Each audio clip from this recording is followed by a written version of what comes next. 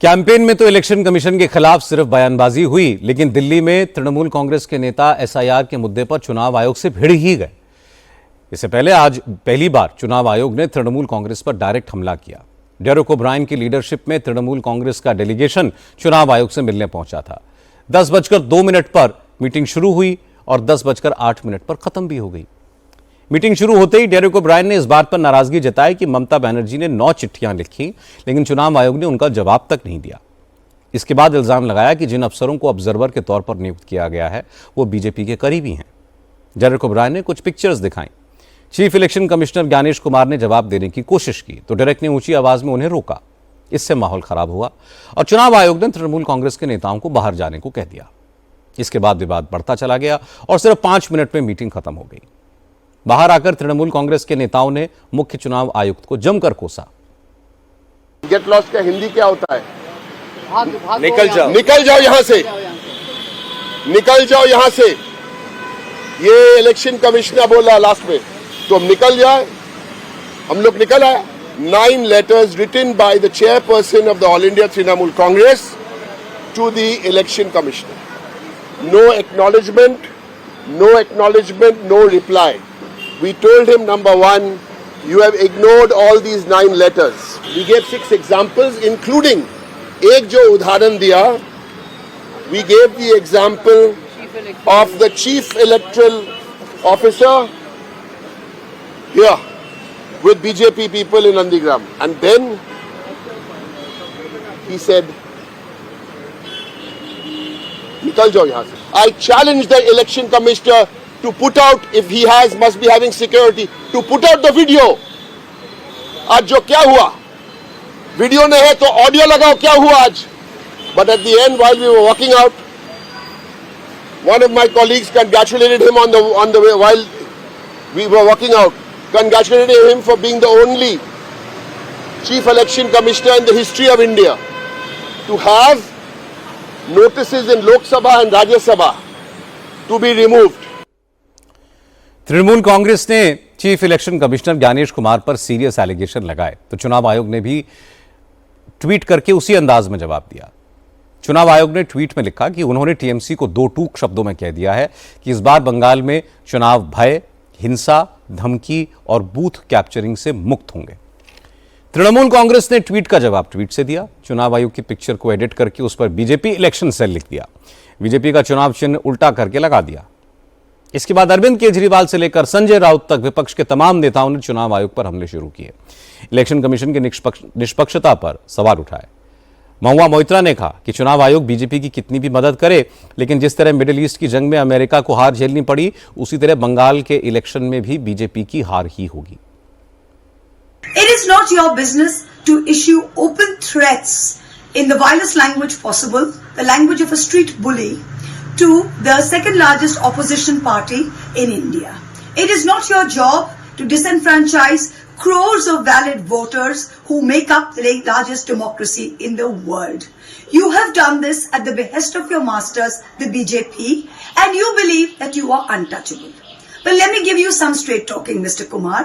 We too want special polls this time. We want polls that are free from Delhi's control. We want polls where every valid voter in India is allowed to exercise their franchise for whosoever they wish. We wish that you and your CEO in West Bengal do not roam around Bengal with nominees of the BJP and elected representatives of the BJP. I am telling you right here, Mr. Kumar, come the 4th of May, here's some straight talking. We, the Trinamool Congress, will be back in the state. Mamata Banerjee will be back as Chief Minister, and you will go back exactly to where you were, a bootlicker of the BJP. इसके बाद विरोधी दलों के नेताओं ने joint press conference करके चुनाव आयोग पर हमला किया। तृणमूल कांग्रेस के साथ साथ कांग्रेस, आरजेडी, आम आदमी पार्टी के नेताओं ने chief election commissioner Gyanesh Kumar के खिलाफ विपक्ष के महाभियोग प्रस्ताव के खारिज होने को मुद्दा बनाया। कांग्रेस लीडर अभिषेक मनु सिंघवी ने कहा कि सरकार लोकतंत्र की हत्या कर रही है। बिना संवैधानिक प्रोसेस कंप्लीट किए प्रस्ताव को खारिज कर दिया गया। सिंघवी ने कहा कि क्या विपक्ष सवाल भी नहीं पूछ सकता? पहले मैं कंप्लेंट करूंगा, प्राथमिक रूप से वो एडमिट करेंगे या उसको निरस्त कर सकते हैं, तो मैंने कहा कारणों पे। उसके बाद समिति बनेगी, समिति चार्जेस बनाएगी, चार्जेस के बाद सुनवाई होगी और एक निर्णय आएगा। निर्णय के बाद वो संसद में जाएगा, वहाँ डिबेट होगा।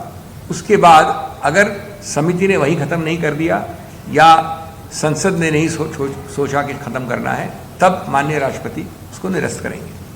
ये तो कुछ भी नहीं हुआ, इस कुछ करने का प्रयत्न भी नहीं किया गया।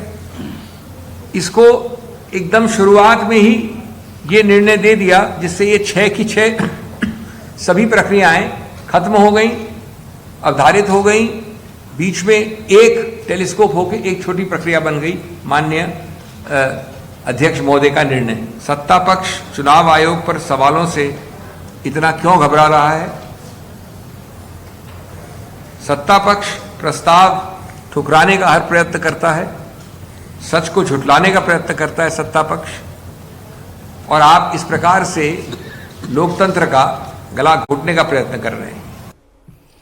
दिल्ली में कांग्रेस ने तृणमूल कांग्रेस का साथ दिया, लेकिन बंगाल में कांग्रेस का रुख बिल्कुल अलग है। अधीर रंजन चौधरी ने कहा कि चुनाव आयोग को गाली देना बेकार है। हकीकत यह है कि ममता ने जो बोया है वो ही काट रही हैं। अधीर रंजन ने कहा कि पंचायत चुनाव में तृणमूल कांग्रेस ने विरोधी दलों के सपोर्टर्स को पर्चे तक नहीं भरने दिए। किसी तरह जो विरोधी चुनाव जीत गया उन्हें घर छोड़ने के लिए मजबूर किया गया, इसलिए अब जो ममता के साथ हो रहा है वो ठीक है। टेढ़े भाई आप क्यों रो रही है? आपको इतना रोना धोना अच्छा नहीं लगते। आप भी रो रहे हैं, ममता बनर्जी भी रो रही है। जब बंगाल में पंचायत चुनाव होते हैं, नगरपालिका चुनाव होते हैं, तो आप लोग क्या करते थे? नामांकन तक भरने नहीं देते आप लोग। ये राहत आपने दिखाई है। और अगर चुनाव आयोग आपको सम्मान नहीं देते तो जाके आंदोलन कीजिए ना, विरोध कीजिए, आपके दीदी को वकील बना के सुप्रीम कोर्ट भेजिए ना, लेकिन रोना धोना मत करो, और वो भी घड़ियाली आंसू निकालना बंद करो। हालांकि आज बीजेपी का एक डेलीगेशन भी इलेक्शन कमीशन में तृणमूल कांग्रेस की शिकायत लेकर पहुंचा। बीजेपी के नेताओं ने चुनाव आयोग से कहा कि ममता बनर्जी और अभिषेक बनर्जी उनकी पार्टी के नेताओं और वोटर्स को धमका रहे हैं, डरा रहे हैं। ममता बनर्जी कभी सेंट्रल फोर्सेस पर हमले की बात कहती हैं तो कभी उनके नेता लोगों को पीटने की बात करते हैं। ऐसे लोगों पर एक्शन लेना चाहिए। ऐसे शब्दों का उपयोग कर रहे हैं जिससे लोगों के मन में डर और भय आए। अब ममता बनर्जी जी खुद यह बात कर रहे हैं कि 200 बटालियन सीआरपीएफ की आ रही है, उसको मारो, किचन से सामान ले आकर के मारो, ऐसा बात कर रही है। और अभिषेक बनर्जी यह कह रहे हैं कि भारतीय जनता पार्टी के कार्यकर्ताओं समर्थक का हाथ तोड़ो, पैर तोड़ो, इस प्रकार का सीधे वो ललकार रहे हैं, हिंसा फैलाने का काम कर रहे हैं। हमने चुनाव आयोग से मांग किया कि ममता बनर्जी और अभिषेक बनर्जी पे एफआईआर दर्ज किया जाए, इनके खिलाफ कार्रवाई किया जाए, इनको भाषण से प्रतिबंधित किया जाए। यह सब हम लोगों ने इलेक्शन कमीशन में मांग किया है, क्योंकि यह लोग लोगों के मन में डर और भय पैदा करने के काम कर रहे हैं। पश्चिम बंगाल में आज एक और बड़ा डेवलपमेंट हुआ। बीजेपी ने आज बाहुबली नेता राकेश सिंह को चुनाव के मैदान में उतार दिया। बीजेपी राकेश सिंह को ममता बनर्जी के करीबी फिरहाद हकीम के खिलाफ कोलकाता पोर्ट से चुनाव लड़ा रही है। राकेश सिंह के खिलाफ 109 केस है। करीब 6 महीने पहले कांग्रेस ऑफिस में तोड़फोड़ के आरोप में वो गिरफ्तार हुए थे। मंगलवार को ही राकेश सिंह जमानत पर जेल से निकले और जेल से बाहर आने के बाद राकेश सिंह के सपोर्टर्स ने कोलकाता की सड़कों पर जमकर जश्न मनाया, एक बड़ा जुलूस निकाला। बीजेपी से टिकट मिलने के बाद राकेश सिंह ने कहा कि ममता सरकार ने उन्हें झूठे मुकदमों में फंसाया और अब बंगाल की जनता इसका बदला लेगी।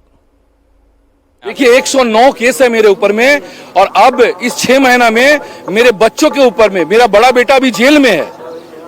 और आप एफआईआर देखिएगा, चार्जशीट देखिएगा, तो आप हाई कोर्ट के जजों का राय देखिएगा। मेरे को कस्टडी में रख के मेरा आश्रम को दखल किया गया है, पूरा पब्लिक जनता जानता है। उसके बाद ये अब इंतजार है, ये जो सोचे थे कि राकेश सिंह को पूरा कर देंगे तो यहाँ पे कलकत्ता पोर्ट में हम अभी और 15 साल रह जाएंगे, तो वो सपना उनका खत्म हो गया है। बॉबी हाकिम को धुरंधर पिक्चर एक रियल लाइफ का होता है, एक रियल लाइफ का होता है, तो रियल लाइफ में धुरंधर अब होने वाला है यहाँ पे। अभी मटिया बुरुज जाएंगे और उस मिनी पाकिस्तान को आजाद कराएंगे। बंगाल में कैंपेन के दौरान जिस तरह की तीखी बयानबाजी हो रही है, तृणमूल कांग्रेस के नेता जिस तरह चुनाव आयोग पर हमले कर रहे हैं, लोगों को भड़काया जा रहा है और माहौल जिस तरीके से गर्म हो रहा है, उसे देखते हुए लगता है कि बंगाल में भय मुक्त और हिंसा मुक्त चुनाव कराना इलेक्शन कमीशन के लिए बड़ी चुनौती होगी।